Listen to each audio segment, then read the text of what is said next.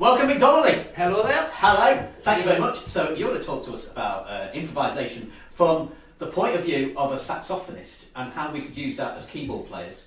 So let's start with the bare bones basics, which surely has to be pentatonic. It has pentatonic, yeah. I always say there's three forms of improvisation, and that's pentatonic blues and modes.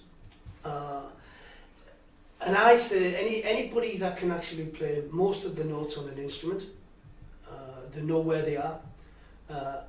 Say up to I don't like putting grades on it, but if you want to say up to about grade 3 standard, you can play improvisation. So you've got sort of a few basic things. One is obviously technique, and that's where I was saying about if you get rounded up to around about grade 3, so you know that all the notes on your instrument, that would be absolutely fine. The second one is rhythmic patterns, and whether you can actually, if you can dance, even a dad dance, if you can dance, you can play improvisation. You can do an improvised solo. All right, it's really keeping in time, knowing where beat 1 is, and knowing what the structure is. So, you know, and then the other thing is knowledge. Now the knowledge I'm going to try and condense into as little as possible, right? So that the knowledge is bare minimum. So one of the hardest things that I feel, or one of the most controversial things is that improvisers make things a little bit more complicated than what they should be. Improvisation really is quite straightforward if you've got it inside of you, if it's there ready to come out. And one of the biggest things about improvising is learn on your mistakes. Don't be scared to make a mistake, right? Because your brain will eliminate them.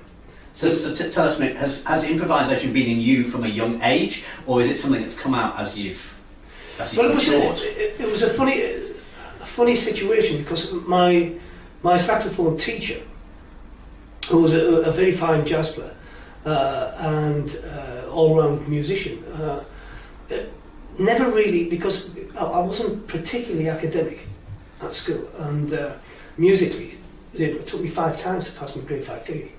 That's how you know, behind the wheel I was. So it got to the point where I was having to do a lot by ear. I was having to pick things up and try things out.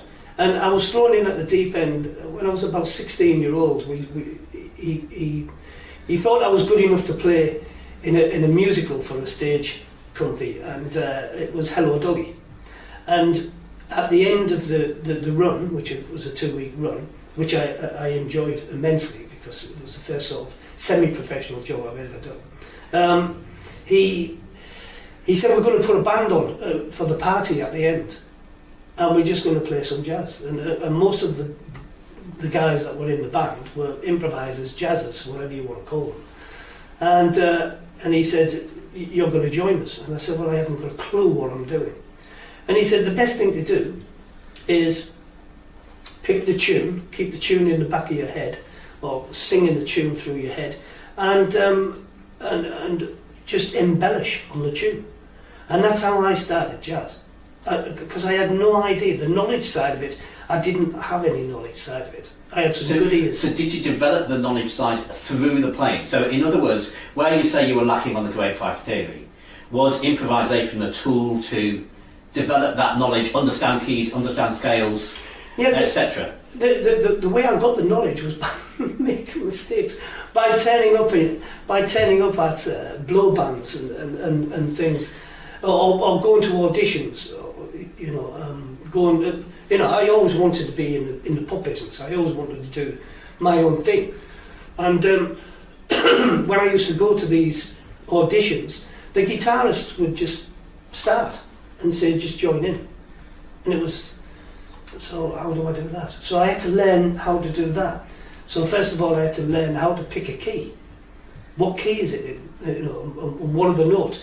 And so how did you do that? Did you just play around lightly until you found the note? First of all, I'd try to find the root chord. Yeah. Right, which inevitably would be E. For a guitarist, For guitarist, open yeah. string, Yeah. open string. So I'd find the root chord, so I'd find that it was in E, so I'd be in C sharp. That little I knew.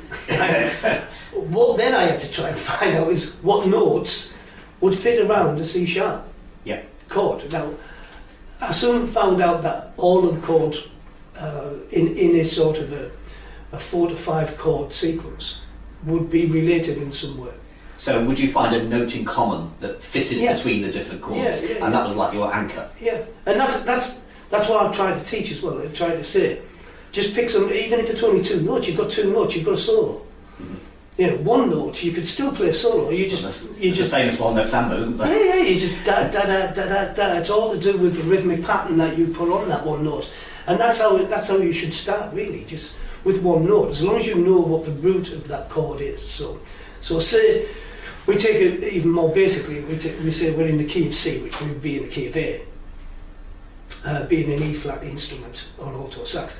You could make a solo on just 1 note, but then depending on the style of the music, whether it's pop, funk, blues, or nice smooth jazz, or a straight ahead, standard, then you would use the same starting note, but different notes to follow it, and that's where the knowledge side of it is, and that knowledge I learned on the job. And so that knowledge is talking about whether it's pentatonic, whether it's blues, whether you're using a flat 7 Yeah. or a flat 3. Yeah, that's where your E is coming. Yeah. That's where your E is coming. And really, basically, you can tell the difference between a groove, a funk groove, a blues, and a nice smooth jazz or something that, your ears should tell you that. And if it doesn't, then you should do exactly what I did and listen to a lot of different music. So then you're talking about different grooves. So then you presumably talking about locking in with the drummer. You're locking with. I always lock in with the bass and drums. Yeah. The bass is playing mostly the root 5, root 3, whatever combination, depending on how good the bass player is. So the bass is helping you find your key and your tonic chords. Yes, yeah. Not the keyboard player, not the guitarist, the bass player. And the kit's helping you find the groove. The kit has helped me find the stylistic side that I need to take. Yeah. And which beats you're going to play on, and whether it's syncopated. That's right. Whether the first beat is the strongest beat or not. Yeah. Whether it's going to be in a reggae style, or whether it's going to be on 3, the snare's going to be on 3, or whether it's going 2 and 4, or whether it's on 1 and 3. You just don't know. But it depends on the stylistic. You can usually tell by the time that you go in to see a band what type of music they want you to play. And as I said, it was trial and error. Every single solo that I did or tried to do at the beginning was just hit or miss. I had no knowledge of this. No one was telling me either. No one was going, even my teacher, right? He just wanted me to be a good player. He wanted me to be able to read loads of music. I wanted a solo. Yeah. So as far as reading goes, I was a good reader, but improvisation, I was left out, hung to dry. So when I moved to London from the northeast, being a very, respected semi-professional musician, it was like hitting a brick wall. I walked down and then I heard some players and I just went, wow, what are they doing? So then it was question time. Every time I sat next to a sax player that I didn't know what they were doing, I would be asking them. They must have got sick of me. I was just asking millions of questions. I was just in there going, so I said, when you did that, what would you do there? I put a flat and fifth in, and I'd go, what have you done? What's a flat 5? What's a flat 5? So then I'd go away, and I'd go, right, that's a flat 5. So then I'd learn every flat 5. Mm-hmm. And you practice it in all different keys, so that no matter what key I was in then, I could then, I'd had the sort of training, miss or hit, with the finding the root chord and things like that. But getting the other notes to go with it was a little bit tricky at first. But then I started realising I was playing pentatonics. Right. That's when So it's a dawn of realisation. Yeah, it was like wait a minute, this is a and somebody said to me, just play an A minor pentatonic, Mick. And I'd go, what them notes? You go, that, and I'd go, I'm already doing that. So there's two messages there. One is almost be like a 1-year-old. Every time you fall over, get back up again, and keep trying until you can walk. Yep. And the second thing is, the moment you've discovered something, practice it in every key. Every key. So that then, no matter what comes at you, No. you can just produce it out of thin air, ready. Exactly. Yeah, and that's the way to do it. And analyse other players. Yeah. The analytic side of it is so missing. I know a lot of people swear by it. You cannot listen to enough music to learn what the base, why they're trying to do a certain thing. So by listen, you don't mean hear. You mean, by listen, you mean something catches your ear, work it out. Yes, yeah.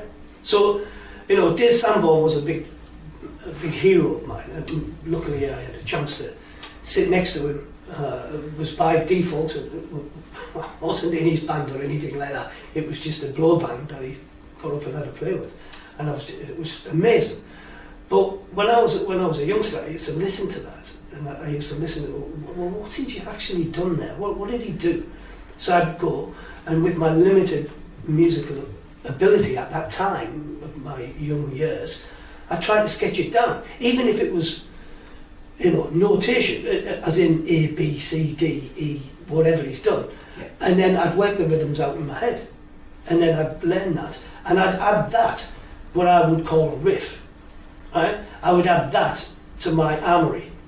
Yes. And that would stay there in every key. So you've then got like an artist's sketch pad of ideas in your head, Yeah. that when you're improvising, you can zap between them and insert them whenever you want to. As soon as you run out of ideas of your own, Yeah. you stick one of these riffs in. Yeah. You go, bang, there you go. And I'm right, and that gives you time, your brain to settle Tick down, over. tick over and go, right, here we go again, and then you're on your own again. And then you're sticking an odd riff now and again. Faris, Mick, let's get playing. Okay.